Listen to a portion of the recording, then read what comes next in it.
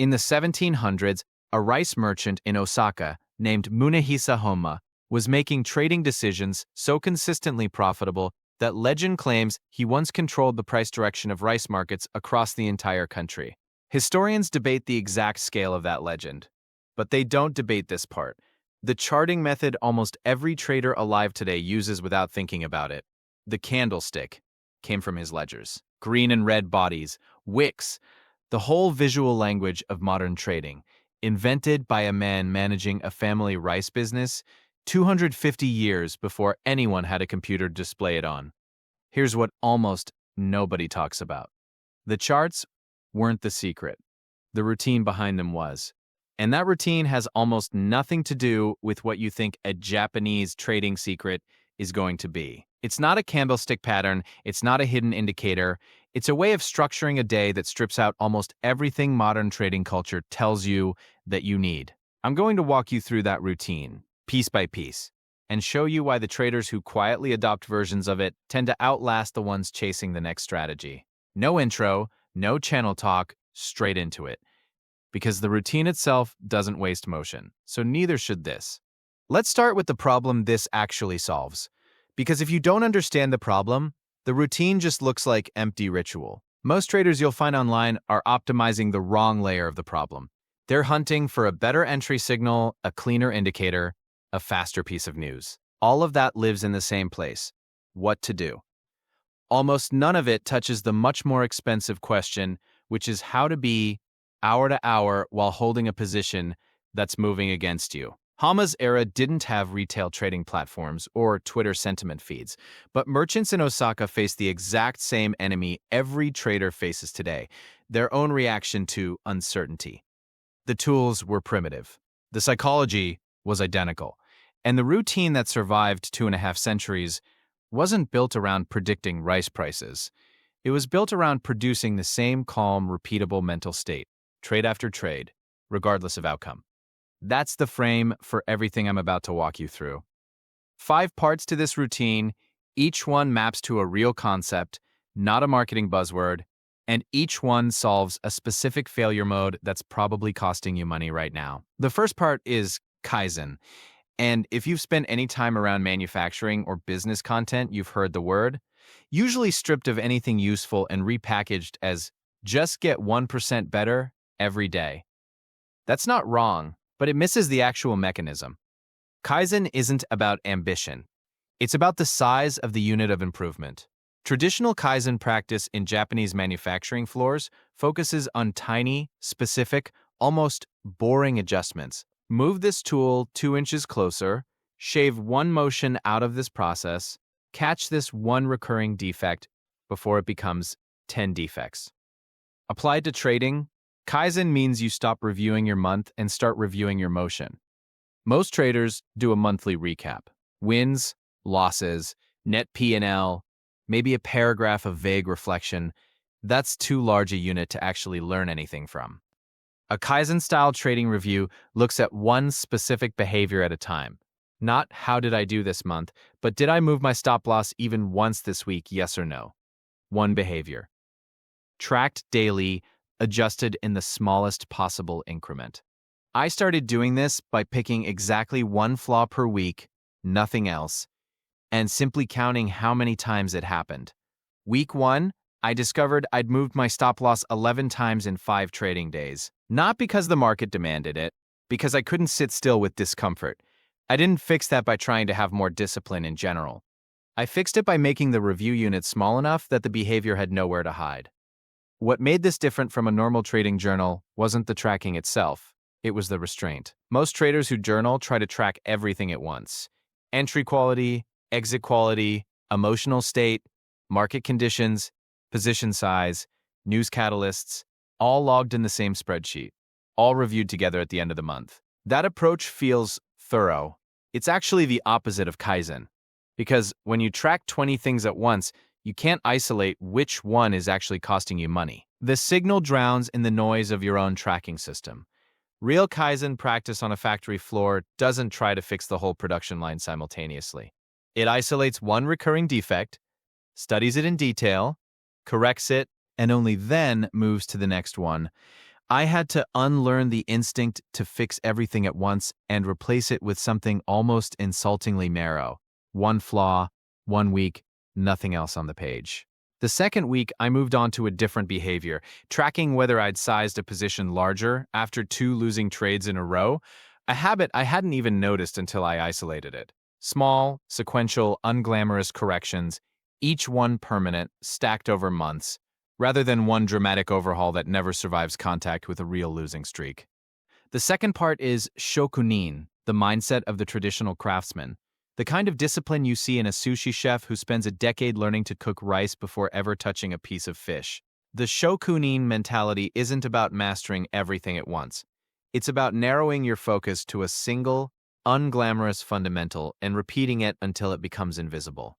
A shokunin doesn't rotate through 40 techniques hoping one sticks. They pick one and stay with it long past the point where it stopped being interesting. In trading terms, this means picking one setup, one market, one time frame, and refusing to add a second until the first one is boring to you. Most traders do the opposite. They trade 5 setups across 3 markets on 2 time frames and wonder why nothing ever compounds.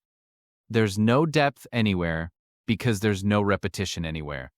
I picked one setup on one instrument on one time frame and made a rule that I couldn't add anything new until I'd logged 200 trades on that single setup.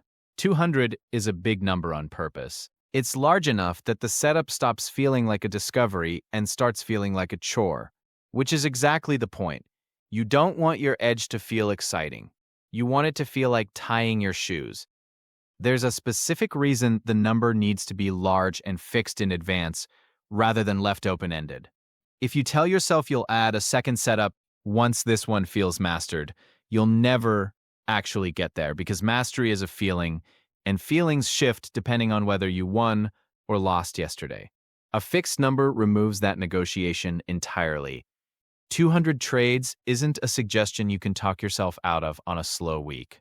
It's a number sitting there indifferent to how you feel about it. Somewhere around trade 130 for me, the setup stopped generating any emotional response at all. No excitement on the good ones, no dread on the bad ones. That flatness used to worry me, like I was losing interest in something I should have cared about. It took a while to realize that flatness was the actual goal the entire time. Not a symptom of burnout, but the sign that the setup had finally become a skill instead of a gamble. The third part is zanshin, and this is the one people find hardest to accept, because it takes place after the decision, not during it. Zanshin comes from Japanese martial arts, most commonly associated with archery and swordsmanship. It describes the state of relaxed, continued awareness a practitioner holds after releasing the arrow or completing the strike. The action is finished. The attention doesn't collapse, you don't slump, you don't celebrate, you don't check your phone. You remain present, watching what happens next. Because the moment right after a decision is where most undisciplined reactions actually get born. For a trader, zanshin means the seconds and minutes right after you place a trade are not a finish line. They're the part of the process most people skip entirely. Closing the platform, opening 5 other tabs, checking the account balance obsessively, or doing the opposite, walking away completely and disengaging from any responsibility for the position. Real zanshin looks almost boring from the outside. You place the trade, now you sit, calm, attentive, without touching anything, watching the position the way an archer watches an arrow they can no longer control. Not gripping it, not abandoning it either. Just present. I started timing this deliberately. 60 seconds of doing absolutely nothing after every entry. No scrolling, no adjusting, just watching the chart the way you'd watch weather roll in. It sounds trivial. It's the single habit that eliminated the most expensive mistake I used to make, which was touching a trade within the first 2 minutes, because sitting with uncertainty felt unbearable. The reason 60 seconds works, when the same person can't sit with uncertainty for an entire trade lasting hours, comes down to something simple about how urgency actually behaves in the body. The urge to act, whether it's the urge to close early out of fear or add size out of greed, arrives as a spike, not a plateau.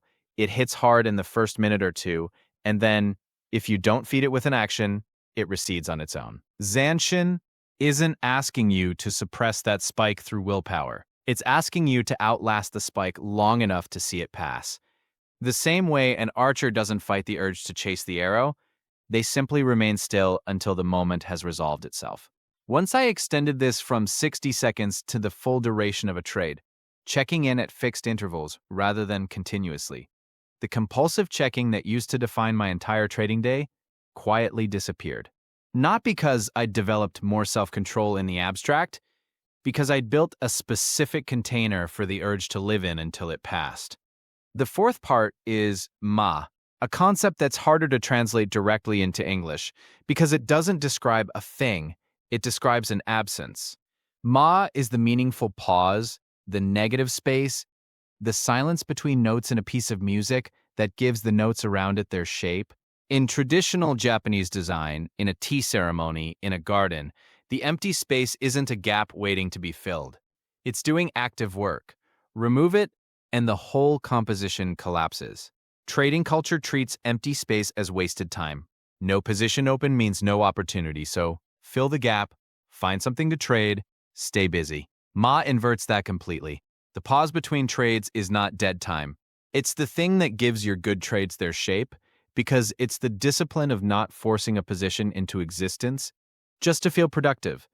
I started blocking off specific hours of the day where I was structurally not allowed to open a new position, no matter what setup appeared.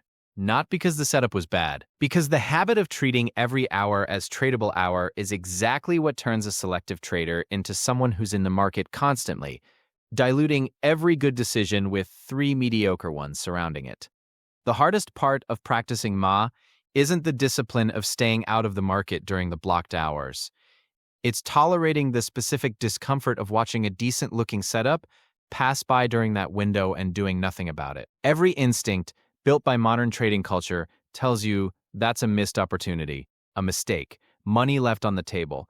Ma asks you to hold a completely different frame, that the empty space you protected is what gives your other trades their quality. The same way the blank wall behind a single painting is what allows the painting to be seen clearly instead of getting lost in a room full of other paintings. A trader who takes every acceptable setup that appears has, in effect, hung 40 paintings on the same wall. Nothing gets to stand out, including the good decisions, because there was never enough space between them to tell which ones actually mattered. The fifth part is mushin, sometimes translated as mind without mind. A state referenced across various Japanese martial and craft traditions where action happens without the interference of ego, fear, or self-conscious calculation in the moment of execution. It doesn't mean thoughtless. It means the thinking already happened earlier in preparation so that in the moment of action, there's nothing left to decide. The decision was made in advance. Execution is just the hand following through on a choice the mind already settled. This is the part that ties the other four together. Because Mushin isn't available to someone who hasn't done the Kaizen review, hasn't built the Shokunin repetition, hasn't practiced Zanshin, hasn't respected Ma. Mushin isn't a technique you can shortcut into. It's what's left over once everything else has been stripped away and practiced enough times that the decision-making has already happened before the moment arrives. You cannot think your way into Mushin in the middle of a trade. You can only arrive at it by having done the 4 things before it enough times that there's nothing left to negotiate with. Now here's where I want to draw the contrast, because this routine only means something next to what it replaces. There's a trader I've mentioned before named David, an engineer by background, sharp, built himself a chart with more than 40 indicators layered on top of each other. His entire process was addition. More confirmation, more signals, more inputs, in the hope that enough information stacked together would finally remove the discomfort of not knowing what happens next. It never did, because the discomfort was never an information problem. It was a presence problem. No amount of data replaces the ability to sit still after a decision is made. Compare that to a trader I'll call Kenji, who I met years later after I'd already started building this routine myself. Someone who'd actually grown up around the kind of craft culture these concepts come from, working in his family's small manufacturing business before moving into trading full-time. Kenji's charts were almost embarrassingly simple. One setup, a few lines he told me in a conversation I still think about, that the version of him who used to check the account balance every 4 minutes wasn't a trader yet. He said that person was still auditioning for the job. The trader shows up once checking stops. Kenji's results weren't spectacular in any single month. They were remarkably steady across years, which is a completely different achievement than a great month, and one almost nobody online is actually selling you. Because boringly consistent for 3 years doesn't make for an exciting thumbnail. What struck me most about Kenji wasn't anything he said about strategy. It was watching him after a loss. Most traders, myself included for a long stretch, treat a loss as a problem to be solved immediately. Something to analyze, avenge, or explain away within the hour. Kenji closed the losing trade, wrote one line in a notebook, and went back to whatever he'd been doing before the trade triggered, usually something completely unrelated to markets. No postmortem in the moment. No doubling down to get it back. The review happened later, at a fixed time he'd already set aside for it. Never in the emotional aftermath of the event itself. He told me that reviewing a trade while you're still feeling the loss is like trying to fix a machine while it's still running. You can't see the part clearly because everything's still moving. The identity underneath all 5 of these pieces is the same one. You are not trying to become someone who predicts markets better than everyone else. You're trying to become someone who can hold a single decision made in a calm moment all the way through to its conclusion without a scared or excited version of yourself hijacking it somewhere in the middle. Every one of these 5 practices, Kaizen, Shokunin, Zanshin, Mamushin, is aimed at the same target from a different angle. They're not 5 separate tricks. They're 5 sides of one discipline, reducing the number of moments where you're available to sabotage a decision you already made correctly. I want to be honest about something here because it would be dishonest to package this as some ancient mystical shortcut. These aren't secrets in the sense of being hidden. Hama's principles have been written about, translated, taught in trading circles for decades. What's actually rare isn't access to the ideas. It's the willingness to practice something this unglamorous for long enough that it changes your behavior instead of just becoming a concept you nod along to. Reading about shokunin doesn't make you a shokunin. Sitting through your 200th repetition of a boring setup does. This is also why almost nobody actually adopts this routine even after hearing it explained clearly. It offers no shortcut. It offers no edge you can screenshot. It asks you to trade less, watch less, celebrate less, and sit with more silence than modern trading culture has any patience for. If you're looking for a system that makes trading feel more exciting, this is the wrong video. This routine is designed to make trading feel less exciting, on purpose, because excitement was never actually your edge. It was the thing eating your edge from the inside the whole time. Let me give you the version of this you can actually start tomorrow morning. Stripped down to 5 actions, 1 per concept. For Kaizen, pick exactly 1 behavior to track this week, not your whole process. 1 specific action, tracked with a simple yes or no every single trade. For Shokunin, pick 1 setup, on 1 instrument, on 1 time frame, and commit to a fixed number of repetitions, at minimum 100, before you're allowed to introduce anything new. For Zanshin, build a fixed pause after every entry, 60 seconds minimum, where you do nothing but watch, no adjusting, no distraction, no premature action. For Ma, block specific hours where you are structurally forbidden from opening new positions, regardless of what appears on the chart, so the empty space stays empty on purpose. For Mushin, treat every plan you write the night before as the only version of you allowed to make decisions. The version present during the trade is not making a choice. They're executing one that was already finished. None of these 5 things will show up in a strategy course.